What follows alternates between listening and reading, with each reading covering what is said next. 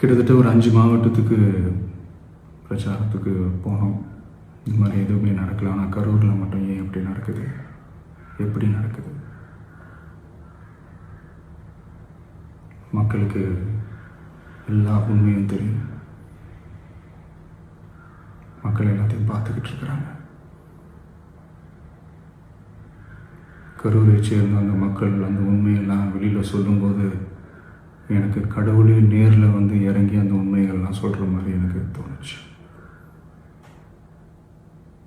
சீக்கிரமே எல்லா உண்மைகளும் வெளியில் வரும்.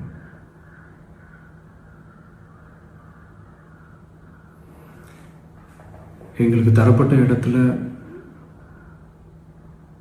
நாங்கள் போய் அந்த ஸ்பாட்டில் நின்று நாங்கள் பேசிட்டு வந்தோம். அதை தாண்டி எந்த தவறும் எங்கள் சைடில் நாங்கள் எதுவுமே செய்யலை. பட் இருந்தாலும் எங்கள் கட்சியை சேர்ந்த நிர்வாகிகள், தோழர்கள் மேலே எஃப்ஐஆர், அது மட்டும் இல்லை சோஷியல் மீடியாவை சேர்ந்த நண்பர்கள், தோழர்கள் அவங்க மேலே எஃப்ஐஆர்லாம் போட்டு இப்போ பிடிச்சிக்கிட்டு இருக்கிறாங்க.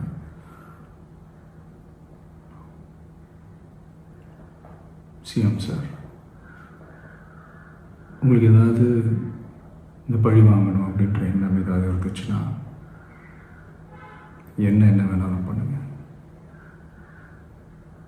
அவங்க மேலே கை வைக்காதீங்க. நான் ஒன்று வீட்டில் இருப்பேன், இல்லை நான் ஆஃபீஸில் இருப்பேன். என்ன வேணாலும் செய்யுங்க. நண்பர்களே, தோழர்களே, நம்மளுடைய அரசியல் பயணம் இன்னும் ஸ்ட்ராங்காக, இன்னும் தைரியத்தோடு கண்டினியூ ஆகும்.